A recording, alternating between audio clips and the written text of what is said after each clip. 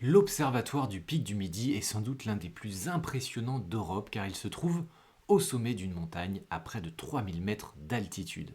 Dans cet épisode, nous allons partir à la découverte de cet observatoire, de son histoire et de pourquoi ce sommet des Pyrénées est devenu un lieu clé pour la recherche scientifique. Je te laisse mettre ton plus beau like et on démarre tout de suite. Le Pic du Midi se situe dans les Pyrénées françaises. Son sommet culmine à 2877 mètres d'altitude. À cette hauteur, l'air est plus pur, plus stable et beaucoup moins perturbé par l'humidité ou la pollution. Autrement dit, c'est un endroit idéal pour observer le ciel.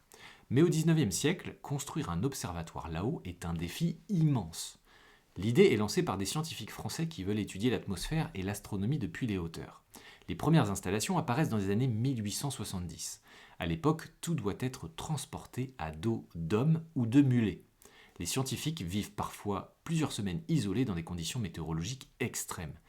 Petit à petit, les bâtiments s'agrandissent, des instruments d'observation sont installés, des télescopes, des stations météorologiques, et au XXe siècle, l'observatoire devient un centre important pour l'étude du Soleil, des planètes et de l'atmosphère terrestre.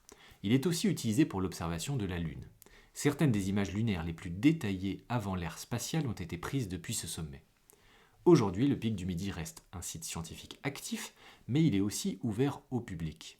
Un téléphérique permet d'atteindre ce laboratoire suspendu entre ciel et montagne, et on peut même y dormir la nuit. Ce qui rend ce lieu unique, c'est le mélange entre la recherche scientifique et un paysage spectaculaire. Un observatoire perché sur un sommet où l'on vient littéralement se rapprocher du ciel. Si cette découverte t'a plu, n'hésite pas à me soutenir en likant ou en t'abonnant, et je te dis à demain pour de nouvelles aventures.